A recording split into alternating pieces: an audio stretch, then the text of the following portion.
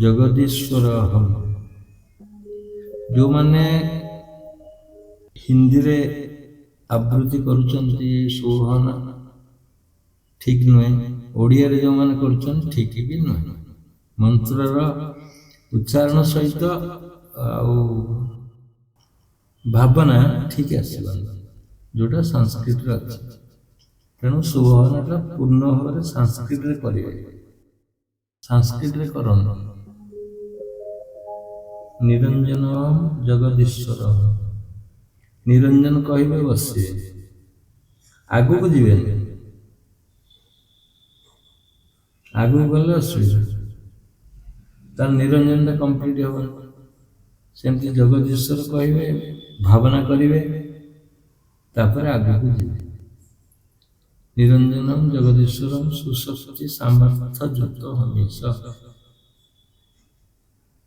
ନିରାମୟ ଅହମ୍ ଅଜର ଅମର ଅହମ୍ ସୁନ୍ଦର ଅହମ୍ ଧନିକ କୁବେର, ପତି ପତିନାଂ ପରମେଶ୍ୱର ଅହମ୍ ଭୂପସ୍ୟ ଭୂପ ଭୁବନେଶ୍ୱର ଅହମ୍ ଅହମ୍ ଈଶ୍ୱରାଣାଂ ସର୍ବେଶ୍ୱର ଅହମ୍ ବନ୍ଧନ ବିମୁକ୍ତ ମୁକ୍ତେଶ୍ୱର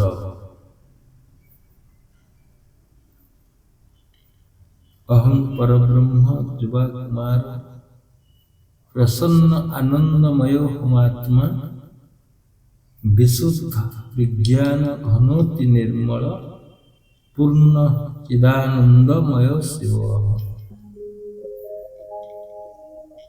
ଏଥିରୁ ସବୁଯାକ ଶବ୍ଦ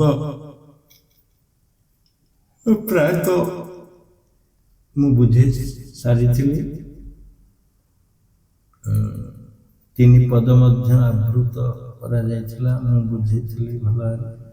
3 ଘଣ୍ଟା କି 4 ଘଣ୍ଟା ଭିତରେ 3 ପଦ, ପୁଣି ଗୋଟିଏ ଶବ୍ଦ ମଧ୍ୟ ସୋହନରେ ବୁଝେଇଛି। ଧନିକ କୁବେର କେମିତି, ନିରଞ୍ଜନ କେମିତି, ଏମିତି ଗୋଟିଏ ବୁଝେଇଥିଲି। ସମୟ ଅଭାବରୁ ଆଜି ଚେଷ୍ଟା କରିବା ଗୋଟିଏ ପଦକୁ ବୁଝିବା ପାଇଁ। ଗୋଟିଏ ପଦ ବୁଝିଲେ ବି ତୁମେ ଜାଣିପାରିବ କେମିତି ସବୁ ଆବୃତ୍ତି କରିପାରିବ। ଜମା ତରତର ହେଇକରି ସାଧନରୁ ଉଠିବ ନାହିଁ, ବରଂ ସୁବହନରୁ ବେଶୀ ସମୟ ନେବ।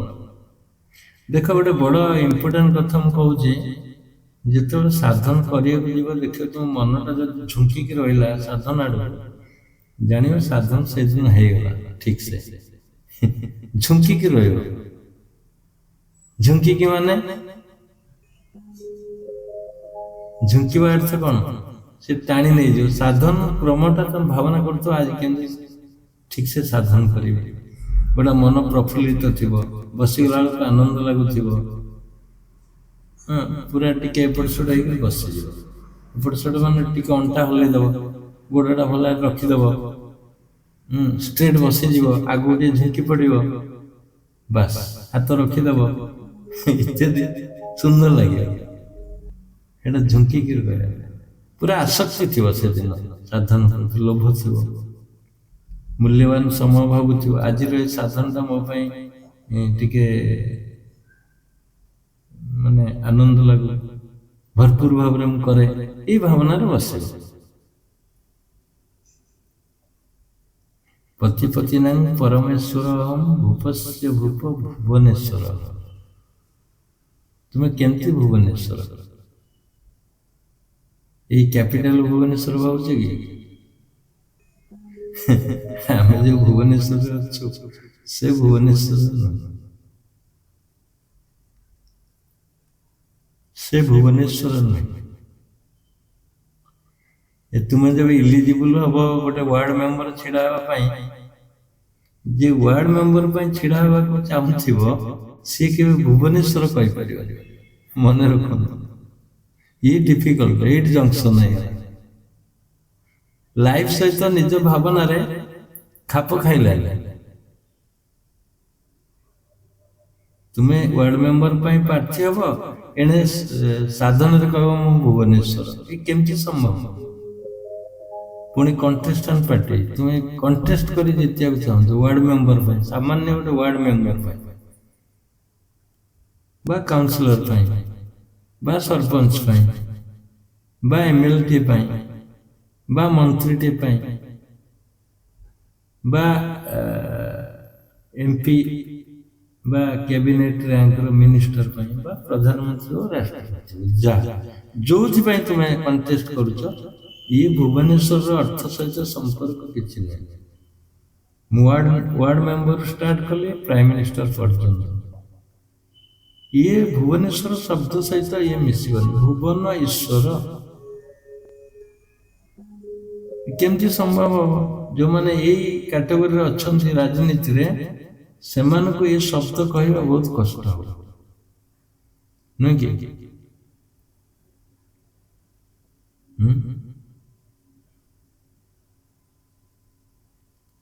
ଭୁବନେଶ୍ୱର ଅର୍ଥ କଣ ତାହେଲେ? ତୁମକୁ ଯଦି କିଏ କୁହାଯାଏ ତୁମେ ଭାରତର ଅଧିପତି, ରାଷ୍ଟ୍ରପତି ହେଲେ ଭାରତର ଅଧିପତି ହେଇଗଲେ। ଆମେରିକାର ପ୍ରେସିଡେଣ୍ଟ ଯଦି ହେଲ, ଆମେରିକାର ସର୍ବୋଚ୍ଚ ପାୱାର ଦିଆଯାଇଛି ପ୍ରେସିଡେଣ୍ଟକୁ, ସେ ଆମେରିକାରେ ସୀମିତ। ତୁମେ ଭାରତର ଯଦି ହବ ଭାରତରେ ସୀମିତ, ଅନ୍ୟ ଦେଶରେ କିଛି ପ୍ରଭାବ ପଡ଼ିବନି ତୁମର ଏଇ ପୋଷ୍ଟଟା। କିନ୍ତୁ ଏ ଯୋଉ ଭୁବନେଶ୍ୱର, ଈଶ୍ୱର ମାନେ ଭୁବନ ଈଶ୍ୱର, ଭୁବନେଶ୍ୱର, ବୁଝିପାରିଲେ? ଭୁବନ ଈଶ୍ୱର ଭୁବନେଶ୍ୱର, ଏ ସାରା ବିଶ୍ୱ ବ୍ରହ୍ମାଣ୍ଡର ତୁମେ ମାଲିକ କେବଳ ନୁହେଁ, କେବଳ ଏଇ ଭାରତର ମାଲିକ ନୁହେଁ। ଏ ଭୁବନ ବୋଇଲେ ଏଇ ଯୋଉ ପୃଥିବୀ ଅଛି, ଏଇ ଯୋଉ ବ୍ରହ୍ମାଣ୍ଡ ଅଛି, ଗୋଟିଏ ବ୍ରହ୍ମାଣ୍ଡକୁ ଭୁବନ କୁହାଯାଉଛି। ବ୍ରହ୍ମାଣ୍ଡ ଏଇ ପୃଥିବୀର ତୁମେ ମାଲିକ ବି ନୁହେଁ, ତା ଉପରେ ଆହୁରି ବି କିଛି ଅଛି। କେତେ ବଡ଼ ପୋଷ୍ଟ ଦେଖନ୍ତୁ। ତେଣୁ ଯିଏ ଭୁବନେଶ୍ୱର କହୁଥିବ, ସେ କଣ ୱାର୍ଡ ମେମ୍ବରରେ ଛିଡା ହବ କି? କେବେ ନୁହେଁ, କେବେ ନୁହେଁ। ସେଇଥିପାଇଁ ନା ମୁଁ ରାଜନୀତିରେ ଭାଗ ନେଉଥିଲି, ନା ୱାର୍ଡ ମେମ୍ବର କି ସରପଞ୍ଚ କି ଏମଏଲ ପାଇଁ ପ୍ରାର୍ଥୀ ହେଇଥିଲି, ଏପରିକି ଭୋଟ ଦେବାକୁ ମଧ୍ୟ ଯାଉନଥିଲି। କାରଣ ଏ ଶବ୍ଦଟା ଭୋଟ ଦେଲେ କିଛି ନାହିଁ, ଭୋଟ ଦେଲେ କାହାକୁ ସମର୍ଥନ କଲ ବି ନାହିଁ। କର୍ଣ୍ଣ ତ ଯାହା ସପୋର୍ଟ କରିକିରି ଆସିଲା ଦୁର୍ଯ୍ୟୋଧନକୁ, ତା ଅବସ୍ଥା ଯାହା ହେଇଛି ଅନୁଭବ କର। ଗୋଟେ ଇଲିଗାଲ କାମ ପାଇଁ ହିଁ ସେ ସମ୍ପର୍କ ଯୋଡ଼ିଥିଲା, ତାକୁ ଅଙ୍ଗରାଜ୍ୟ ଦେଇଦେଲା, ଇଏ ତା ସପୋର୍ଟରେ ହେଇଗଲା। ସେମିତି ତୁମେ ରାଜନୀତିରେ ଯଦି କାହାକୁ ଭୋଟ ଦବ, ତୁମେ ସମର୍ଥନ କଲ। ଜଣେ ଚୋରି କରୁଥିବା ଲୋକ ପ୍ରାର୍ଥୀ ଅଛି, ଆଉ ଜଣେ ଡକାୟତ କରିଥିବା, ଆଉ ଜଣେ ରାହାଜାନୀ ମର୍ଡର, ଏସବୁ ପ୍ରାର୍ଥୀ ମାନେ ଛିଡା ହଉଛନ୍ତି ଭୋଟ, ପ୍ରାୟତଃ ଛିଡା ହଉଛନ୍ତି। ତୁମେ କାହାକୁ ସିଲେକ୍ସନ କରିବ କହିଲେ? ତା ଭିତରୁ ଯାହାକୁ ସିଲେକ୍ସନ କରିବ ତୁମେ ସେଇ କ୍ୟାଟେଗୋରୀରେ ଗଲ।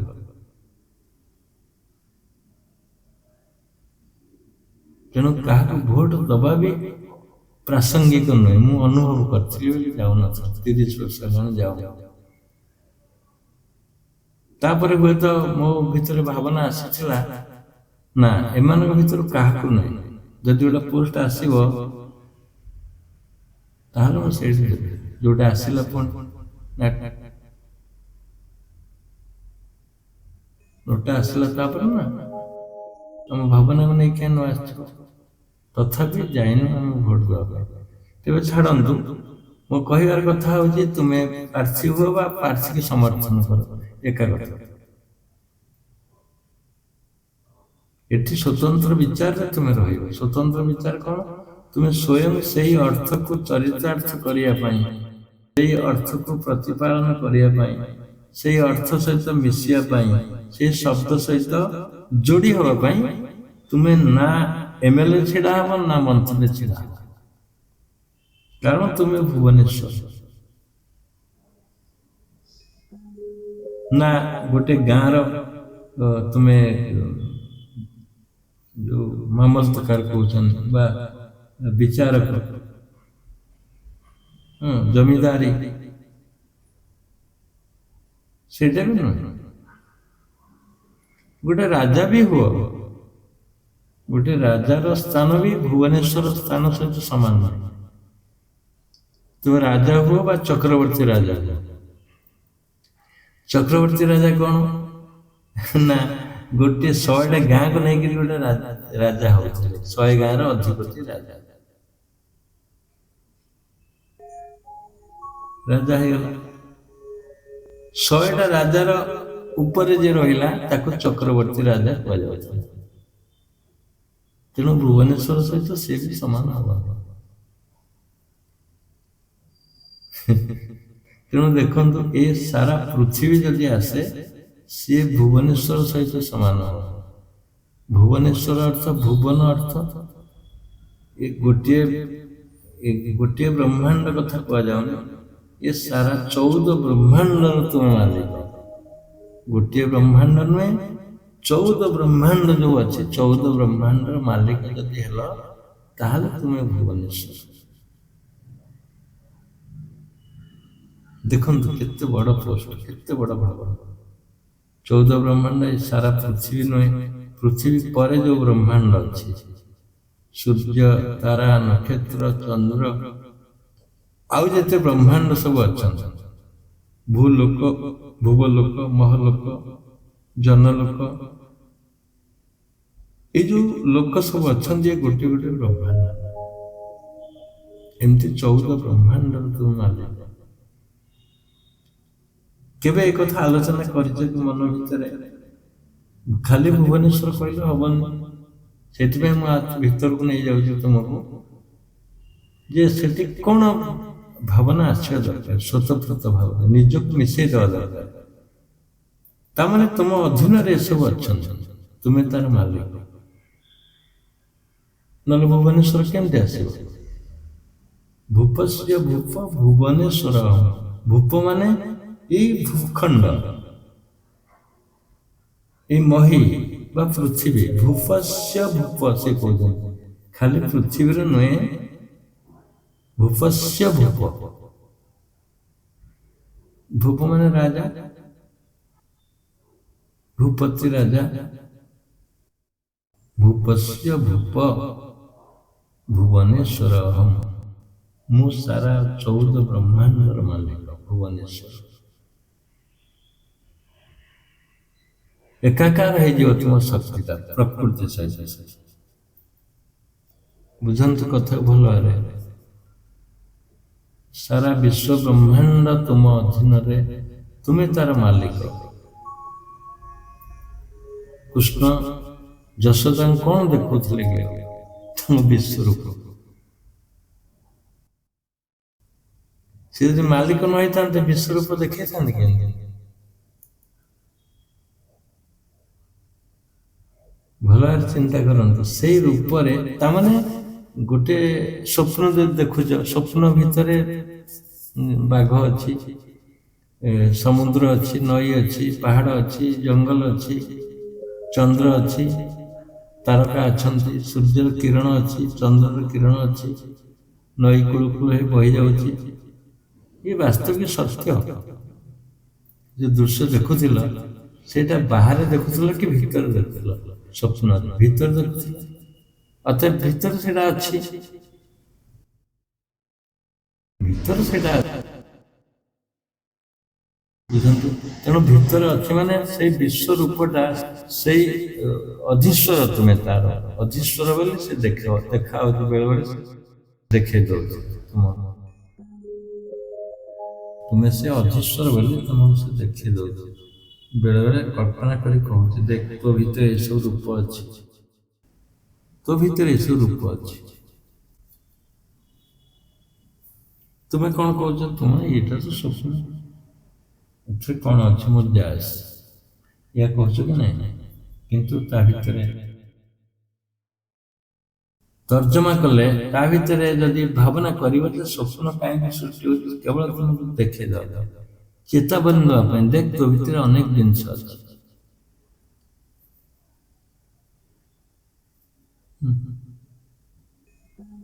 ତେଣୁ ତୁମେ ଭୁବନେଶ୍ୱର ଯେତେବେଳେ କହିବ ଏ ଶବ୍ଦ ସହିତ ନିଜକୁ ସାମିଲ କର, ସାରା ବିଶ୍ୱ ବ୍ରହ୍ମାଣ୍ଡରେ ତୁମେ ମାଲିକ। ଏ ଭାବନା ଆସିଲାଣି କି?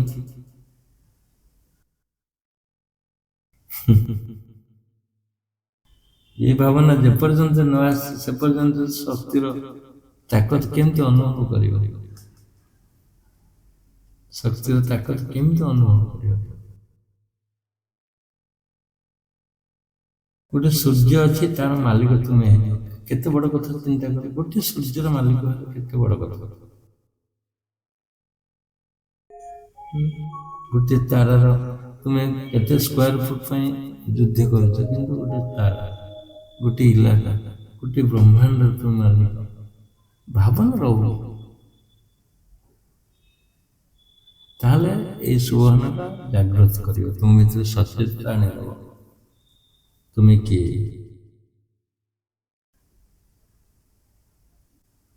ସମାଧିର ରହସ୍ୟ କଣ କି? ସମାଧି ହେଲେ କଣ ଦେଖିବ କି ତମେ ଭାବୁଛ? ସମାଧି ହେଲେ କଣ ଦେଖିବ? ଏଇ ରୂପ ଦେଖିବ। ତୁମେ ଏକାଗ୍ରତାର ସହିତ ମିଶିଯିବ, ଏଇ ରୂପ ସହିତ ଏକାଗ୍ରତାର ସହିତ ମିଶିଯିବ, ଏଇ ରୂପ ସହିତ ତମକୁ ଦେଖାଯିବ। ସେତେବେଳେ କଣ ଭାବନା ଆସିଥିବ ଅନୁଭବ କର, କେତେ ଉଚ୍ଚସ୍ତର ଭାବନା ଆସିବ। ଦେଖିଲା ପରେ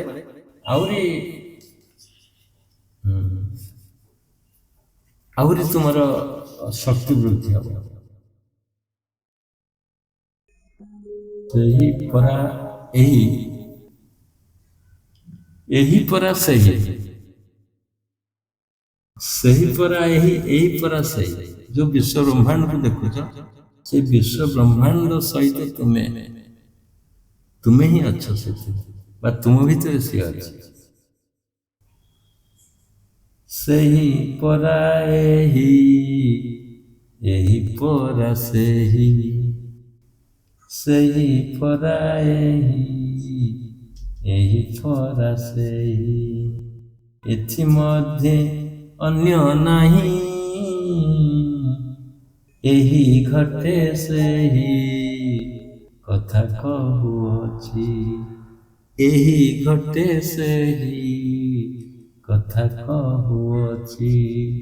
ଶୁଣରେ ମନୁଆ ବାଇ, ବୁଝିଲେ? ଯିଏ ବିଶ୍ୱ ବ୍ରହ୍ମାଣ୍ଡର ଶକ୍ତି, ସେଇ ବିଶ୍ୱ ବ୍ରହ୍ମାଣ୍ଡର ଶକ୍ତି ତୁମ ଭିତରେ ସମାହିତ ଅଛି। ଆଠୁ ବଡ ଜିନିଷ କିଛି ନାହିଁ। ଆର ପ୍ରମାଣ କେତେବେଳେ ମିଳିବ? ଯେତେବେଳେ ସମାଧି ହବ। ଆଉ ଛୋଟ ପ୍ରମାଣ ହଉଛି ସ୍ୱପ୍ନ। ଯଦି ପ୍ରମାଣ ଖୋଜିବାକୁ ଚାହୁଁଛ, ତାହେଲେ ଛୋଟିଆ ପ୍ରମାଣ ହଉଛି ସ୍ୱପ୍ନ। ସ୍ୱପ୍ନକୁ ବାରମ୍ବାର ଷ୍ଟଡି କରନ୍ତୁ, ତା ସହିତ ନିଦ୍ରାକୁ ବି ଷ୍ଟଡି କରନ୍ତୁ। କି ନିଦ କରେଇଦେଲା ମୋର? ମୁଁ ତ ଚେଇଁଥିଲି, କେତେ କଥା ଭାବୁଥିଲି, କେତେ ବହି ପଢୁଥିଲି, କେତେ ସ୍ୱପ୍ନ ଦେଖୁଥିଲି, ହଠାତ୍ ନିଦ କେମିତି ହେଇଗଲା? କି ନିଦ କରେଇଦେଲା? ତୁମ ଭଳି ବୀର ପୁରୁଷକୁ ନିଦରେ ଶୋଇ ପକଉଛି କିଏ? ସେଇ ଶକ୍ତି ତୁମ ଭିତରେ ଅଛି, ଯିଏ ନିଦ କରଉଛି। ସେଇ ଶକ୍ତି ତୁମ ଭିତରେ ଅଛି, ଯିଏ ସ୍ୱପ୍ନ ସୃଷ୍ଟି କରୁଛି। ସିଏ ଆଉ କେହି ନୁହନ୍ତି, ତୁମେ ନିଜେ। ତେଣୁ ଶିବମୁନିଙ୍କର ଏଇ ଯୋଉ ଶୁଭ ଭାବନା ପଙ୍କ୍ତି, 3 ପଙ୍କ୍ତିଟି ବହୁତ ମୂଲ୍ୟବାନ। ସାଧନର ଉଚ୍ଚ ଶ୍ରେଣୀରେ ଯଦି କିଏ ଥାଏ ବିଭାଗ, ସେଇଟା ହଉଛି ଶୁଭଭାବନା। କିଛି ନାହିଁ, ତୁମେ ଯେ ସାଧନ କରୁଛ ଭାବନା କର, ଅନ୍ୟବେଳେ ଭାବନା କର, ସେଇଟା ବହୁତ ଉଚ୍ଚ ଶ୍ରେଣୀରେ ନେଇ ପହଞ୍ଚେଇ ଦବ। କୋଉଠି ବସିଛ, ସ୍ଥିର ଭାବରେ ବସିଛ, ଭାବନାରେ ମଜି ଯାଅ। କୁଆଡେ ଚାଲିକି ଯାଉଛ, ଭାବନାରେ ମଜି ଯାଅ। ଶୋଇଲା ବେଳେ ଆରମ୍ଭ କରିଦିଅ ଭାବନା, ସେଇ ଭାବନାରେ ମଜି ଯାଅ। ଦେଖିବ ଶରୀର ଦିନକୁ ଦିନ ଇମ୍ପ୍ରୁଭ ହବ, ଶରୀର ଦିନକୁ ଦିନ ତାକତ ଆସିବ, ପୂର୍ଣ୍ଣ ଭାବରେ ତୁମେ ସେଇ ରୂପ ହେଇଯିବ। କିଛି ଦିନ ପରେ ସେଇ ରୂପ ଧାରଣ କରିବ, ଆସ୍ତେ ଆସ୍ତେ ଦେଖାଯାଉ ସେଇ ରୂପ। କଣ କରିବା?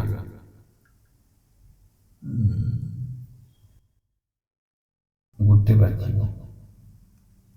ଆଜି ଗୋଟିଏ ପଦର ଆଶା କରେ ଏହି ଗୋଟିଏ ପଦ ବି ବହୁତ ମୂଲ୍ୟବାନ ଥିଲା ତୁମକୁ ବୁଝିବା ପାଇଁ। ଶୁଭ ଭାବନାକୁ ଜମା ତରତର ହିଁ କରିବନି, ପୁରା ଧୀର ସ୍ଥିର ଭାବରେ ଭାବନା କରି କମ୍ପ୍ଲିଟ ହେଲା ପରେ ଆଉ ଗୋଟେ ଶବ୍ଦକୁ ଯିବ। ସେ ପର୍ଯ୍ୟନ୍ତ ଯିବନି ଗୋଟେ ଶବ୍ଦ ଗୋଟେ ୱାର୍ଡରୁ ଆଉ ଗୋଟେ ୱାର୍ଡକୁ, ଯେପର୍ଯ୍ୟନ୍ତ ସେ ତୁମକୁ ସାଟିସ୍ଫ୍ୟାକ୍ସନ ନ ଦେଇଯାଏ, ଯେପର୍ଯ୍ୟନ୍ତ ତୁମେ ସେ ଶବ୍ଦ ସହିତ ନ ଭିଜିଛ, ସେ ଶବ୍ଦ ତୁମକୁ ଓଦା କରେଇଦେବ ପୁରା, ତାପରେ ଜାଣିବ ଆଉ ଗୋଟେ ଶବ୍ଦକୁ ଯିବ। ଚେଷ୍ଟା କର, ଗୋଟେ ଗୋଟେ ଶବ୍ଦ ମୁଁ ବୁଝିବାକୁ ଚେଷ୍ଟା କରୁଛି। ଏତେ ଗୁଡ଼ିଏ ବୁଝି ଦେଇଛି ମୁଁ, ଆମ ୟୁଟ୍ୟୁବ ଯାଇକି ଦେଖିପାରିବେ ପ୍ଲେ ଲିଷ୍ଟରେ, କମ୍ୟୁନିଟି ସେକ୍ସନରେ କି ପ୍ଲେ ଲିଷ୍ଟରେ ମିଳିବ, ଦେଖନ୍ତୁ ସେଇଟା ଭଲ ଶୁଣନ୍ତୁ। ଯେଉଁମାନେ ନୂଆ ଆଡ଼ମିସନ ନେଇଛନ୍ତି, ସେମାନେ ବୁଝିପାରୁନାହାନ୍ତି, ସେମାନେ ସେ ସେକ୍ସନକୁ ଯାଆନ୍ତି।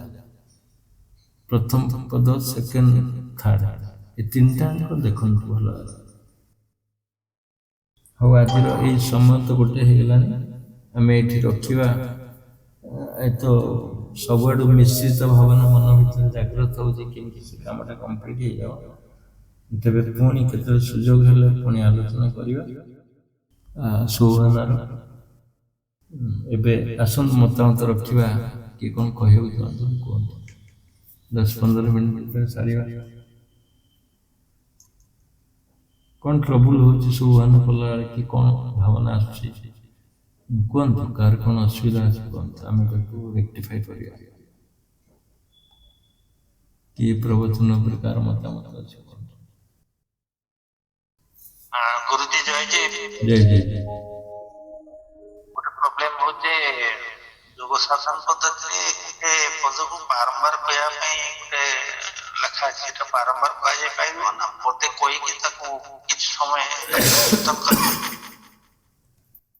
ନା, ତମେ ବାରମ୍ବାର କହିବା କ'ଣ ଦରକାର, ତା ମିନିଂ ବୁଝିବା ଦରକାର, ତୁମକୁ ଭିଜେଇବା ଦରକାର ସେ ଶବ୍ଦ ସହିତ। ଭାତ ଭାତ ଭାତ ଭାତ ଯଦି ଦିନ ସାରା କହୁଥିବ, ପେଟ ପୁରିବ କି? ପେଟ ପୁରିବ ଯେପର୍ଯ୍ୟନ୍ତ ଭାତ ନ ଖାଇଯାଏ। ସେମିତି ଯେପର୍ଯ୍ୟନ୍ତ ମିନିଂ ନ ବୁଝିଛ, ମିନିଂ ସହିତ ନ ମଜିଛ, ତାକୁ ଧାରଣ ନ କରିଛ ସେ ଶବ୍ଦକୁ, ବାରମ୍ବାର କହିଲେ କ'ଣ ହବ? କିଛି ହବନି। କୋଉଠି ଲେଖା ହେଇଛି କଥା? ଲେଖା ତ ହେଇନି କୋଉଠି। ଶିବମାନଙ୍କ ଇଏ ଯୋଗ ଦର୍ଶନ ସଚିତ୍ର ଯୋଗ ସାଧନ କ'ଣ ଲେଖା ହେଇଛି? ବାରମ୍ବାର କହିବ କାଇଁ? ମୋର ତ ଖ୍ୟାଲ ଭିତରେ ଆସନି।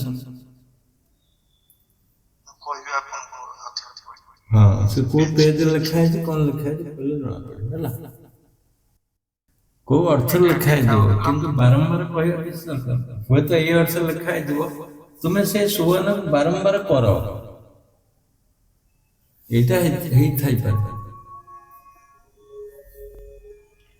ବାରମ୍ବାର କହିଲେ ଥରେ ସାଧାରଣତଃ ଥରେ ଉପଭାବନ କରାଯିବ ନା ବାରମ୍ବାର କରାଯାଇପାରିବ? ନା, ଦିଥର କରିବ ନା। ଗୋଟେ ସାଧନା ଦିଥର କରିବାକୁ ପଡ଼ିବ। ଷ୍ଟାର୍ଟିଂ ଓହ୍ଲେଇଲା ବେଳକୁ ଥରେ କାଳେ ଭୁଲି ଯାଇଥିବ, ଆଉ ପ୍ରଥମରୁ ଯୋଉ ଖେଳା ଖେଳି କରିକି ଆଇଛ, ଦେନ ନେଣ କରିକି ଆଇଛ, ଟ୍ରାଞ୍ଜାକ୍ସନ ରହିଥିଲ, ପୁଣି ବସିଲା ବେଳକୁ ମନ ନଥିବ, ସେଗୁଡ଼ା ମନେ ପଡ଼ିବ। ତେଣୁ ସୁବର୍ଣ୍ଣ କଲେ ସେ କଟିବ, ତାପରେ ଲାଷ୍ଟରେ ମନେ ପଡ଼ିବନି, ପୁଣି କରିବ, ଦିଥର କରିବ। ଦିଥର କରିବ, କିଛି ପ୍ରୋବ୍ଲେମ ନାହିଁ। ବହୁତ ସୁନ୍ଦର କଥା, ଇଏ ସୁନ୍ଦର ଭାବନା। ଯଦି ଆମକୁ କିଏ ଆଜି ଏଇ ଷ୍ଟେଜକୁ ଆଣିଥାଏ, କେବଳ ଶୁଭ ଭାବନା, ଆଉ କିଛି ନାହିଁ। ଆଉ କିଏ କହିବେ କୁହନ୍ତୁ? ନେକ୍ସଟ କୁହନ୍ତୁ, ଆଉ କିଏ କହିବେ କି? ନେକ୍ସଟ କିଏ ଅଛନ୍ତି କୁହନ୍ତୁ, ନହେଲେ ବନ୍ଦ କରିବା। ଏବେ ଖରା ଦିନ ଆସିଲା, ଯାହାର ଛାତ ଅଛି, ଛାତ ଉପରେ ଛାଇ ଜାଗା ଦେଖିକିରି ପାଣି ଟିକେ ରଖିଦିଅନ୍ତୁ ପାତ୍ରରେ। କି ଚଢ଼େଇ ଫଢ଼େଇ କିଏ ଅଛନ୍ତି, ଖାଇବେ ପିଇବେ, ପାଣି ଶୋଷିଲା। ବାହାରେ ବି ଯଦି ଜଳଛତ୍ର ଦେବା ପାଇଁ ଚାହୁଁଛନ୍ତି ଦେଇପାରିବେ। ଗାଈ ଗୋରୁ ଅଛନ୍ତି ପିଇବେ କେତେବେଳେ ପାଣି ଫାଣି, ତୁମର ବି ଉନ୍ନତି ହେବ। ଆଉ ଏ ଥଣ୍ଡା ପିଅନ୍ତୁ ନାହିଁ। ଖରାଦିନ ଆସିଲା, କୋଲ୍ଡ ଡ୍ରିଙ୍କସ୍, କୋକା କୋଲା, ସେ ସ୍ପ୍ରିଣ୍ଟ ଇତ୍ୟାଦି ଯେଉଁ ଆସୁଛି ତାକୁ ଜମା ଛୁଅନ୍ତୁ ନାହିଁ। ଦହି ସରବତ ପିଅନ୍ତୁ, ନହେଲେ କାଗଜ ସରବତ ପିଅନ୍ତୁ, ପଇଡ଼ ପାଣି ପିଇପାରିବେ। ପଇଡ଼ ପାଣି ପିଇଲେ ବହୁତ ସୁନ୍ଦର ଲାଗିବ। ଆଉ ଦହି, ବସା ଦହି ଯାହାର ଅଛି ସେ ପିଅନ୍ତୁ, ମିଳୁନି ତ ସେଗୁଡ଼ା ଆଉ ସବୁ ଗଲାଣି। ଖରାଦିନର ଏସବୁ ଜିନିଷ ବ୍ୟବହାର। ତରଭୁଜ ଖାଆନ୍ତୁ, କାଙ୍କୁଡ଼ି ଖାଆନ୍ତୁ, ଯେତେ ପାଣି ରସଯୁକ୍ତ ଅଛି ସେଗୁଡ଼ା ବେଶୀ। ପଖାଳ ଖାଆନ୍ତୁ, ତୋରାଣି ପିଅନ୍ତୁ। ଏଟା ଆସିଲା ସିଜିନ୍, 3 ଟାଇମ୍ ଖାଇବାକୁ ପଡ଼ିବ ବୋଲି ପଖାଳ। ମୁଁ ଦେଖୁଛି ସକାଳେ, ଗାଧୁଆ ବେଳେ, ପୁଣି ରାତିରେ ଆମେ ପ୍ରାୟ ଖାଉ ଖରାଦିନେ। ପଖାଳରେ ବହୁତ ପ୍ରୋଟିନ୍ ଅଛି, ଭିଟାମିନ୍ ଅଛି। ଶେଷରେ ଗଭର୍ଣ୍ଣମେଣ୍ଟ ଆଡପ୍ଟ କଲା ପଖାଳ, ଯେ କରୋନା ହବନି ପଖାଳ ଖାଇଲେ। ଯେତେ ଏଇ ଯେଉଁ ପାନୀୟ ଯୁକ୍ତ, ରସଯୁକ୍ତ ଅଛି ଯେଉଁ ଫଳରେ ଖାଆନ୍ତି। ଆମ୍ବ ସିଜିନ୍ ଆସିଲା, ଆମ୍ବ ବି ଖାଇପାରିବେ। ପ୍ରଚୁର ଆମ୍ବ ଖାଇଲେ କିଛି ଅସୁବିଧା ନାହିଁ। ବସନ୍ତ ଋତୁ ଆସୁଛି ନା, ବସନ୍ତରେ ସବୁ ଯାକ ପରିପକ୍ୱ ହବ ନା। ଆଉ ଯେଉଁ ଫ୍ରିଜରେ ଅଧିକାଂଶଙ୍କର ଖରାପ ଭାବନା, ମନ୍ଦ ବୁଦ୍ଧି। ମନ୍ଦ ବୁଦ୍ଧି କ'ଣ ନା, ଫ୍ରିଜ ଭିତରେ ପୁରେଇଥିବେ ବୋଟଲ, ପାଣି ବୋଟଲ, ସେଥିରୁ ଆଣିବେ ଢକ ଢକ କରି ପିଇବେ। ଏ ଜମା କେବେ ପିଅନ୍ତୁ ନାହିଁ ଆଣିକି ଫ୍ରିଜରେ। ନର୍ମାଲ ପାଣି ପିଅନ୍ତୁ, ବରଂ ମାଠିଆ ରଖିକି ପିଅନ୍ତୁ। ମାଠିଆ ଗୋଟେ ଗୋଟେ କିଣି ଆଣନ୍ତୁ, ନୂଆ ମାଠିଆ ଏବେ ଆଣିକିରି ପାଣି ପୁରେଇକି ପିଇବେ। ଦେଖିକି କେତେ ଶାନ୍ତି ଲାଗେ, କେତେ ଆନନ୍ଦ ଲାଗିବ। ମୁଁ ତ ଯଦି କେବେ ଯେଉଁ ଯାଏ ସରସ ଶିଶିର ହଉ ବା ପ୍ରଦର୍ଶନ ପଡ଼ିଆରେ ସବୁ ପଡ଼େ, ମେଳା ସବୁ ପଡ଼େ ଏଠି ଭୁବନେଶ୍ୱରରେ, କେବଳ ସେ ମାଟି ପାତ୍ର କିଣିବାକୁ ମୁଁ ଯାଏ। ମାଠିଆ ହଉ କି କ'ଣ ହଉ, ସବୁ ଜିନିଷ କିଣିକି ଆଣେ। ନୂଆ ନୂଆ ଜିନିଷ ସବୁ।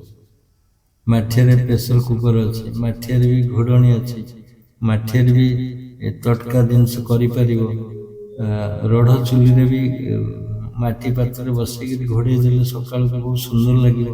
ଖାଆନ୍ତୁ କେବେ, ବଢ଼ିଆ ସୁନ୍ଦର ଲାଗିବ। ରଢ଼ ଚୁଲି ହେଇଥିବ, ସେଠି ମାଟି ପାତ୍ର ରଖିଦେବେ। ମାଟି ପାତ୍ରରେ ବାଟନ ଦେଇଦେବେ, ଆଳୁ, ବାଇଗଣ, ଯାହା ସବୁ ପନିପରିବା ପୁରେଇଦେବେ। ବାଟନ ଟିକେ ଦେଇଥିବେ, ତେଲ ଟିକେ ପକେଇ ଦେଇଥିବେ, ସୋରିଷ ତେଲ, ବାସ୍ ସକାଳୁ। ଆଉ କିଛି ନାହିଁ, ତାକୁ ଗୋଳେଇକିରି ବସେଇଦେବେ। ସେ ଧିକ୍ ଧିକ୍ ଧିକ୍ ଧିକ୍ ହେଇକି ସିଝିଯିବ, ସକାଳୁ ଖାଇବେ। ଓ କି ଟେଷ୍ଟ ଲାଗିବ। ନିଜେ କରିକି ନୂଆ ନୂଆ ଜିନିଷ ଖାଆନ୍ତୁ, ବଢ଼ିଆ ଲାଗେ। ପିଲାମାନଙ୍କୁ ବି ଖୁଆନ୍ତୁ ସେଇ ଖାଦ୍ୟ ଗୁଡ଼ା। ଆଉ ଗୋଟେ ଇନଫର୍ମେସନ୍ ଦେଉଛି, ଯେଉଁମାନେ ପିଲା କ୍ଷୀର ଖାଉଛନ୍ତି ମା ଠାରୁ, ଗୋଟିଏ ବିନ୍ଦୁ ଗୋଟିଏ ଜୀବନ। ଗୋଟିଏ ଡ୍ରପ୍ କ୍ଷୀର ଗୋଟିଏ ଜୀବନ ସୃଷ୍ଟି କରିବ ପିଲା। ତେଣୁ ଯେତେ ସମ୍ଭବ, ଯେତେ ଦିନ ପର୍ଯ୍ୟନ୍ତ କ୍ଷୀର ଅଛି ସେତେ ଦିନ ପର୍ଯ୍ୟନ୍ତ ଦିଅନ୍ତୁ। 3 ବର୍ଷ ହଉ, 4 ବର୍ଷ, 5 ବର୍ଷ। 5 ବର୍ଷ ନ ଯିବ, ଜମା ସେ ପୁତନା ଖାଦ୍ୟ ଆଣି ଦିଅନ୍ତୁ ନାହିଁ। ଲାକ୍ଟୋଜେନ୍ ଇତ୍ୟାଦି ଯେଉଁ ଖାଦ୍ୟ, ଏଥିରେ ବହୁତ ହାଡ଼ ଗୁଡ଼ା ଷ୍ଟ୍ରଙ୍ଗ ରହିବ, କ୍ୟାଲସିୟମ ରହିବ, ତୁମ ଜୀବନ ଶକ୍ତି ବୃଦ୍ଧି ହେବ ମା କ୍ଷୀରରେ। ଆଉ ପ୍ରଚୁର ଆଇରନ୍ ରହିଛି, ବୋନ୍ ଷ୍ଟ୍ରଙ୍ଗ କରିବା ପାଇଁ, ମଜବୁତ ପିଲା ହେବା ପାଇଁ ମା କ୍ଷୀର ସମସ୍ତଙ୍କ ପାଇଁ ସର୍ବୋତ୍ତମ। ଆଜିକାଲି ଯେଉଁ ଆଧୁନିକ ଝିଅମାନେ, ସେମାନେ ଅଳ୍ପ କ୍ଷୀର ଦେଇକି ମେଣ୍ଟେନ୍ କରୁଛନ୍ତି ନିଜେ। ମା ଛୁଆ କ୍ଷୀର ଦେବା, ଆଉ କ'ଣ ଆଣି ଦେଇଦେବା, ଏଗୁলো ସବୁ ଭୁଲ ଧାରଣା। ଆମେ ତ 5 ବର୍ଷ 6 ବର୍ଷ ଯାଏ କ୍ଷୀର ଖାଉଥିଲୁ। ସେ କ୍ଷୀର ବାହାରକୁ ନେବା ସେତେବେଳର ସିଚୁଏସନ୍ ଅଲଗା ଥିଲା। ସେତେବେଳର ମଣିଷ ମା ମାନେ ସବୁ ଅଲଗା ସ୍ତରର ଥିଲେ, ଗାଉଁଲି ଲୋକ ଥିଲେ। ସେଇ ଛୋଟ ଛୋଟ ଜିନିଷକୁ ଆଣିକି କ'ଣ ହେଲେ ବି ଧୂଳି ଗୋଳି ଦଉଥିଲେ, ଠିକ୍ ହେଇଯାଏ। ଏ ଭଗବାନ ଠିକ୍ କରିଦିଅ, ଆଉଁସି ଦେଲେ ବି ମଣିଷ ଠିକ୍ ହେଇଯାଉଥିଲା। ଓଦା କପଡ଼ା ଲଗେଇକିରି ମଥାରେ ବସୁଥିଲେ ମା ମାନେ, ଜ୍ୱର ହେଇଛି ଭଲ ହେଇଯାଏ। ଡାକ୍ତର ତ ନଥିଲା, ବୈଦ୍ୟମାନେ ଯାଇକି ଫୋଡ଼ି ଦଉଥିଲେ ଇଞ୍ଜେକ୍ସନ ଗୋଟେ। ସେ ଭାବନାରେ ସବୁ କିଛି ଅଛି। କେତେ ପର୍ବପର୍ବାଣି, କେତେ ପିଠା, କେତେ କ୍ଷୀରି ପୁରୀ, ସବୁ ମାସରେ ଗୋଟେ ଗୋଟେ ଓଷା ଥିବ, ବ୍ରତ ଥିବ, ଭୋଗ ଥିବ, ଖାଇବ ତମେ ଆନନ୍ଦ ଖୁସିରେ। ଗାଁରେ ତ ଖାସି ମାଂସ ମରାଯାଏ ବୋଧେ ବର୍ଷରେ ଥରେ ଦେଇଥାଏ। ଏବେ କ'ଣ ସବୁଦିନ ମାରୁଛନ୍ତି? ସେତେବେଳେ କ'ଣ ଗୋଟେ ଅକେଜନ ହେଲେ ଖାସି ମାଂସ ମାରିବେ, ଆଣିକି ବିକ୍ରି କରିବେ, ଗୁଳ ପକେଇକି ବିକ୍ରି କରିବେ। ଏଇନା ବଡ଼ାରେ କାଟିକିରି ସେ ମାଂସ ଗୁଡ଼ା ଦଉଥିବେ, ମାଂସରୁ ରକ୍ତ ବହୁଥିବ, ଘର ପର୍ଯ୍ୟନ୍ତ ଯାଉଥିବ, ତମେ ନେଇକି ଯାଉଥିବ ଘର। ସମୟ ନାହିଁ ଆଉ। କିନ୍ତୁ ତୁମେ ତାରି ଭିତରୁ ଭଲ ଜିନିଷ ଅଛି, ଖାଇପାରିବ। ସାରଦିଆ ଜିନିଷ ମିଳିବନି, ତୁମେ ପଇଡ଼ ପାଣି ପିଇଲେ ବି ଠିକ୍ ଲାଗିବ। ନଡ଼ିଆଟା ଠିକ୍, କଦଳୀରେ ବି ଠିକ୍। କଦଳୀ ଲଗେଇବ, ଜମା ମସଲା ଦରକାର ନାହିଁ, ପୋତିଦେବ, ଗଛ ହେଲା, କିଛି ନାହିଁ। ସଜନା ଗଛରେ ମସଲା ଦରକାର ନାହିଁ, ସଜନା ଗଛରେ ଲଗେଇ ଦେଇଥିବ 2-4ଟା ଗଛ, ପ୍ରଚୁର ସଜନା ବି ହବ। ଅମୃତଭଣ୍ଡା ଲଗେଇ ଦେଇଥିବ, ସେଥିରେ ଯୋଉଟା ସାର ଦରକାର ନାହିଁ ସେଇ ଜିନିଷ ଆଣିକି ଲଗାନ୍ତୁ, ଖାଆନ୍ତୁ, ନିଜେ କିଛି କରି ଖାଆନ୍ତୁ। ଖରାଦିନର ଟିପ୍ସ, ଯୁଆଡ଼େ ଯାଉଛନ୍ତି ପାଣି ବୋତଲ ନେଇକି ଯିବେ, ଛତା ନେଇକି ଯିବେ, ନହେଲେ ଗୋଟେ କପଡ଼ା ଓଦା କରିକି ଯିବେ, ମୁଣ୍ଡରେ ପକେଇଦେବେ। ହଉ, କି କହିବେ କୁହନ୍ତୁ, ବନ୍ଦ କରିବା। ଜୟଜୀବ ଗୁରୁଜୀ, ପ୍ରହ୍ଲାଦ କହୁଥିଲି। ହଁ, କୁହ। ଆଜିର ସକାଳଟି ବହୁତ ଭଲ ହେଇଛି। ଶୁଭ ଭାବନା ଉପରେ ଯେଉଁ ପର୍ଯ୍ୟବେସିତ ଥିଲା, ବ୍ୟାଖ୍ୟା କଲେ ଭୁବନେଶ୍ୱର, ଭୁବନର ଈଶ୍ୱର ଯେଉଁ ଟିକେ ଧୀରେ ଧୀରେ ଆମେ ଯେତେବେଳେ ଶୁଭ ଭାବନା କରୁଛି, ମୁଁ ଯେତେବେଳେ କରୁଛି, ଶୀଘ୍ର କେମିତିକା ମାନେ କାମଟା କମ୍ପ୍ଲିଟ କରିବା। କିନ୍ତୁ ଆଜି କେମିତି ନା ଧୀରେ ଧୀରେ ରହିକି ଯେତେ କରିବା, ତା ଭିତରେ ମାନେ ଯେମିତି ମାଟିଟା ଭେଦି ପାଣି ଭେଦିକି ଗଲେ ବଢିଆ ହୁଏ, ସେମିତିକା ଆମେ ମଧ୍ୟ ଯେତେ ଭେଦିବା ଭାବନା ଭିତରେ ବୁଡ଼ି ରହିବା, ସେଇ ଭାବନା ଭିତରେ ଆମର ନିଶ୍ଚୟ ଫଳବତୀ ହବ। ଆଉ ବହୁତ ବଢିଆ ଲାଗିଲା, ସମସ୍ତଙ୍କୁ ମଧ୍ୟ ଭଲ ଲାଗିଛି। ଏବଂ ଖରାଦିନେ କେମିତିଆ ସଚେତନ ରହିବା, ଖାଦ୍ୟ ପାନୀୟ କେମିତି ଯିବା ଆସିବା ଯାତାୟାତ ସମୟରେ ସତର୍କତା ଅବଲମ୍ବନ କରିବା, ଏବଂ ତା ସାଙ୍ଗେ ସାଙ୍ଗେ ପଶୁ ପକ୍ଷୀ ମାନଙ୍କୁ ମଧ୍ୟ ପାଣି ଦେବା, କିଛି ଖାଦ୍ୟ ଦେବା, ଆଉ ବହୁତ ଉପଦେଶ ଦେଲେ, ତାହା ଆମ ପାଇଁ ଅମୃତ ତୁଲ୍ୟ। ଏତିକି କହି ରହୁଛି। ଜୟ ଜୟ। ଧନ୍ୟବାଦ ମତାମତ ମନେ ରଖିଥିବାରୁ ଆଉ ଗ୍ରହଣ କରିଥିବାରୁ, ସୁବର୍ଣ୍ଣକୁ ତର୍ଜମା କରିଥିବାରୁ ବହୁତ ବହୁତ ଧନ୍ୟବାଦ। ନେକ୍ସଟ କିଏ କହିବେ କୁହନ୍ତୁ? ନେକ୍ସଟ କାର କହିବାର ଅଛି କି କୁହନ୍ତୁ? ନେକ୍ସଟ କିଏ କହିବେ କି କୁହନ୍ତୁ? ନାଇଁ ତ ବନ୍ଦ କରିବା। ହଉ, ମୁଁ ଏଠି ଇନଫର୍ମେସନ ଦଉଛି, ଯେଉଁମାନେ ଯିବେ ଯଦି 5 ତାରିଖରେ ଯାଆନ୍ତି, ରହିବା ପାଇଁ କିଛି ଅସୁବିଧା ନାହିଁ, ବ୍ୟବସ୍ଥା କରାହେଇଛି। ରହିଲେ ସକାଳୁ ପ୍ରଣବ କରିପାରିବେ, ଆଉ ସକାଳୁ ତ ପହଞ୍ଚି ପାରିବେ। ନେକ୍ସଟ ପ୍ରଣବରେ ଯଦି ଯିଏ ନ ଯିବେ, ସେ 6ରେ ଯିବେ, ତାହେଲେ ସେକେଣ୍ଡ ପ୍ରଣବରେ ଭାଗ ନେଇପାରିବେ। ଆସନ୍ତୁ ନିଜର ସୁବିଧା ଦେଖିବେ, କିଛି ଅସୁବିଧା ନାହିଁ। ହଉ ଏ ରଖିବା ତାହେଲେ। ଯେଉଁମାନେ ଆସିବା ପାଇଁ କହିନାହାନ୍ତି ସେମାନେ ହୁଏତ ଆମେ କହିପାରିବେ ଫୋନ୍ ଅସୁବିଧା ସୁବିଧା କ'ଣ ବୁଝିପାରିବେ, କିଛି ଅସୁବିଧା ନାହିଁ। ହଉ ଏଇଠି ରଖିବା।